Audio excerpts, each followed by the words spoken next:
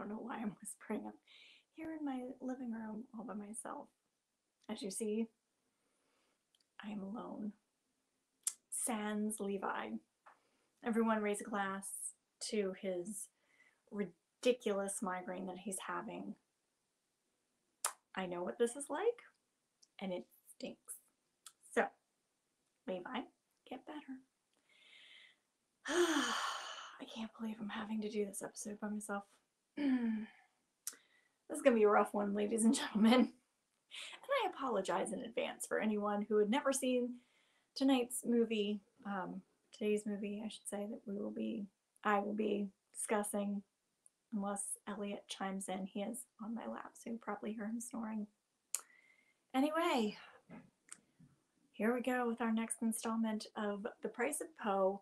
Today we are talking about the Oblong Box.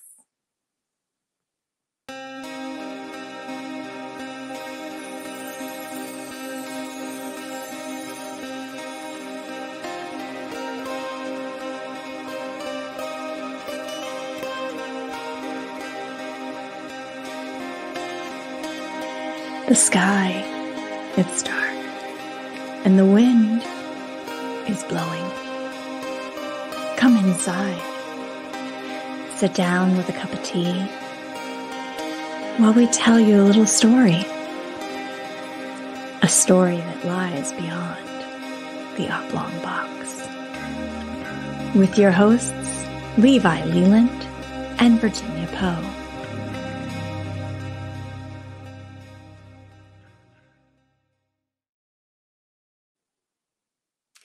And we're back. Yeah, as you can see, I'm actually not having a great brain space day to die either. I can't even talk right. I've been dealing with a little bit of a migraine on and off, but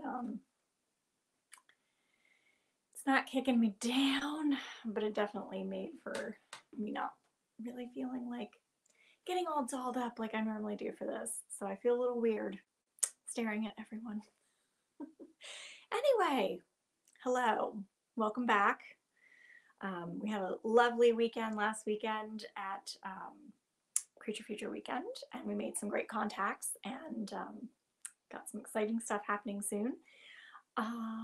Next weekend, you heard it right, next weekend. If you are in the Baltimore area, or if you just like to take road trips, and you happen to be into going to conventions and festivals and such, the Telltale Steampunk Festival is happening next weekend, April 1st and 2nd.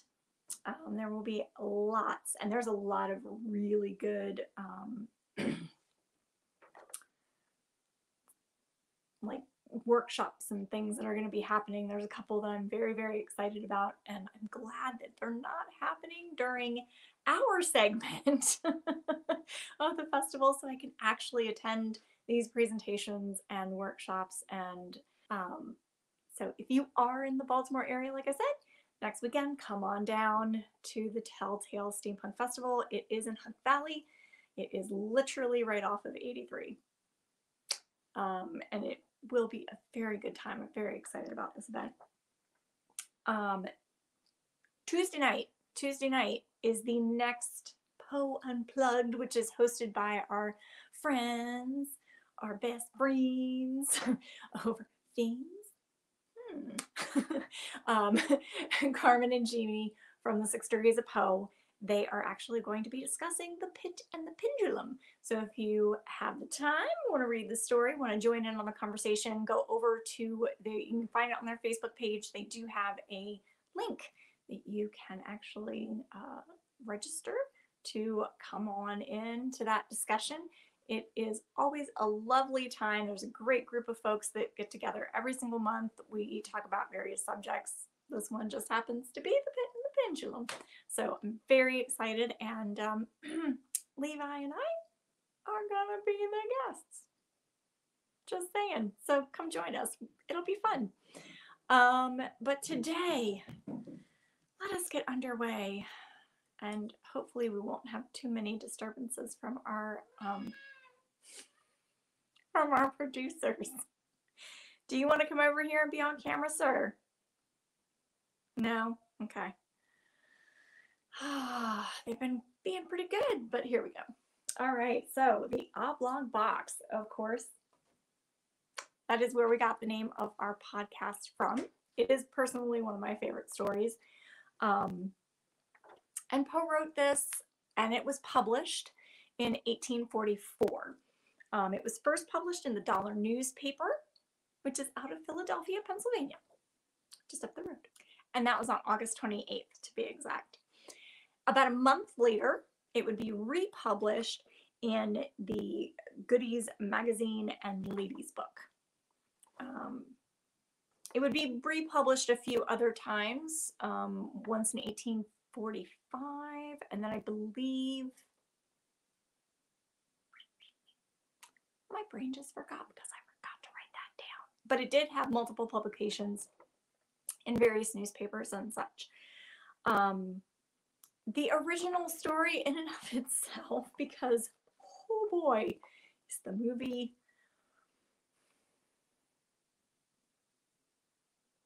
willing suspension of disbelief, I believe, is the phrase I'm looking for. Nothing to do with this story. Okay, but we'll get into that in a moment.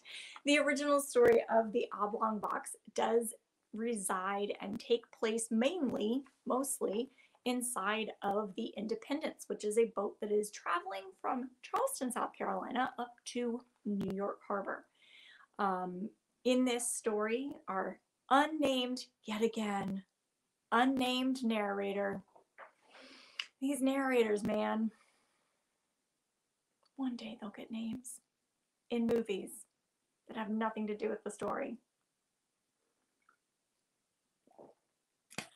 We see what I did there.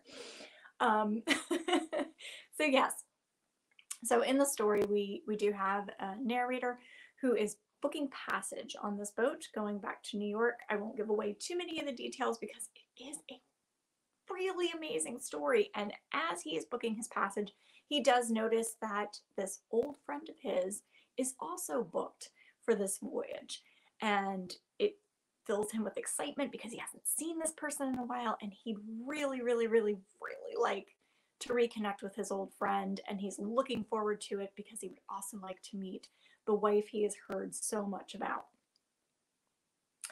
And his friend does arrive on the boat with 2 sisters, his wife, and an oblong box.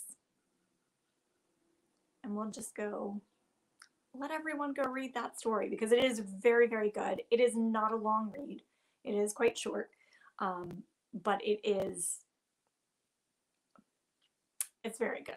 It's very good. I really do love this story very much, so I encourage everyone to go read it.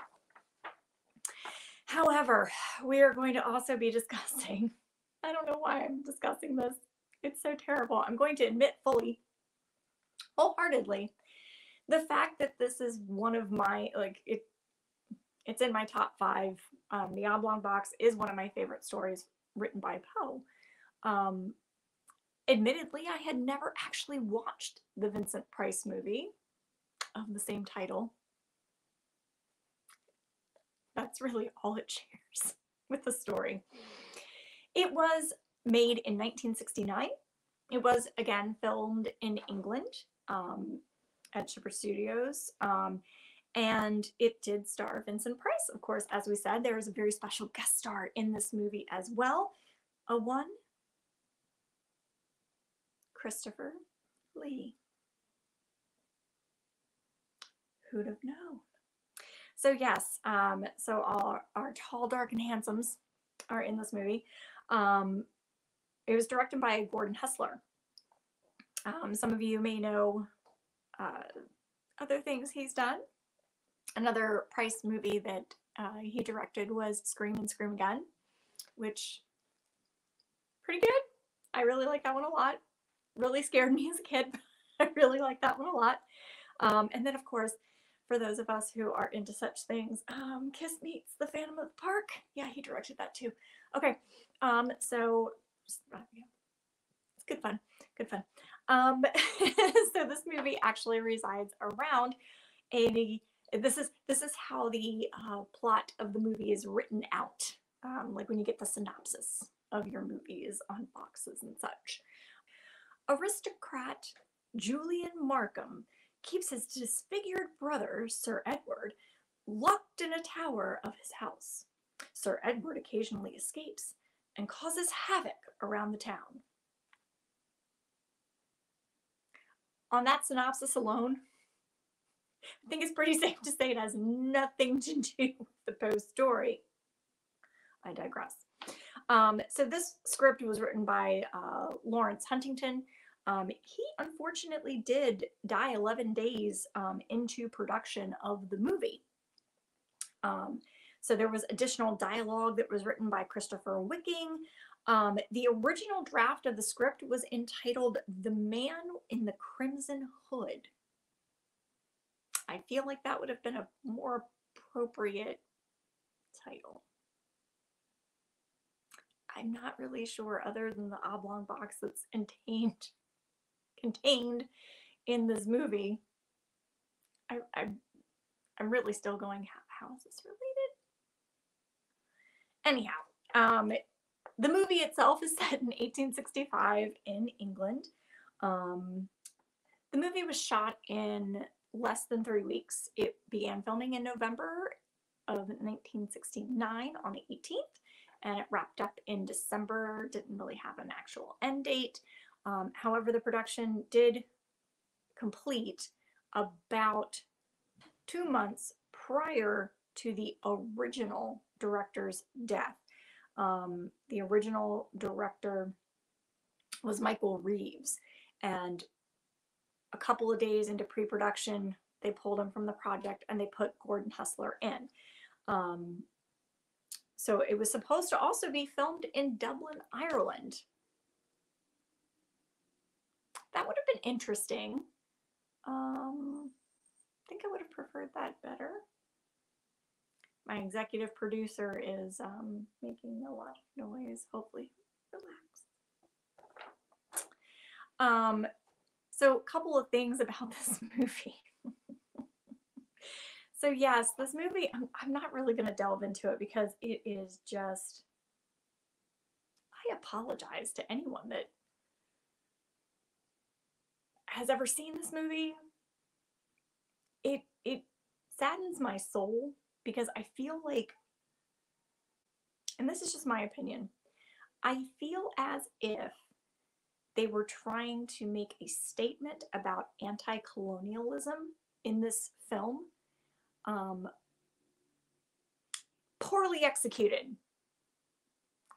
Very poorly executed. And they failed. And so it just comes off very kind of cringy. Yeah, there's a lot of things in this movie that are kind of cringy, just saying. So yeah, as I've stated many times already in this very brief podcast, the movie has absolutely zero to do with the story. I guess our unnamed narrator gets a name. His name is Julian Markham, and he marries the beautiful Elizabeth. It could have been an interesting or good movie if they had just executed a couple of things differently, but it was 1960s, so there you go.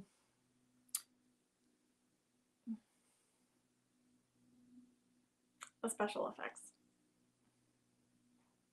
I'm going to only assume that they had to do budget cuts to get Christopher Lee. And that's all I'm saying about that. So Dad, if you're watching this, you're probably shaking your head like this. Anyway, back to the story. Even though Christopher Lee had a big bill, he and Price were like the names that were on this movie poster. They only share one scene together the entire film, which is kind of sad when you have those two folks together and they only get one scene together. And the scene is kind of meh. So this is kind of turning more into a movie review than it is a discussion, because kind of hard to do a discussion by myself. So yes, this has become a movie review, not a discussion. So, do I recommend Gordon Hessler's The Oblong Box?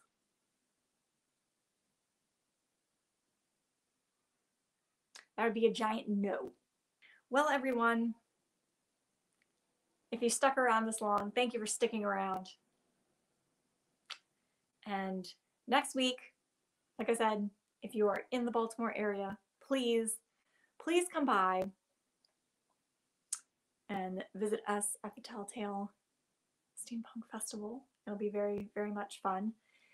Thank you for joining us on this journey for our first installment of the Price and Poe series. We'll be back next March, and we'll have more to discuss as far as Price and Poe goes. Next month we've already got everything all lined up in a row. We're very excited. Next week will be April the 2nd, the day after April Fool's Day. We have a very special edition of Beyond the Oblong Box for you guys. Special. Hopefully it will make some folks laugh.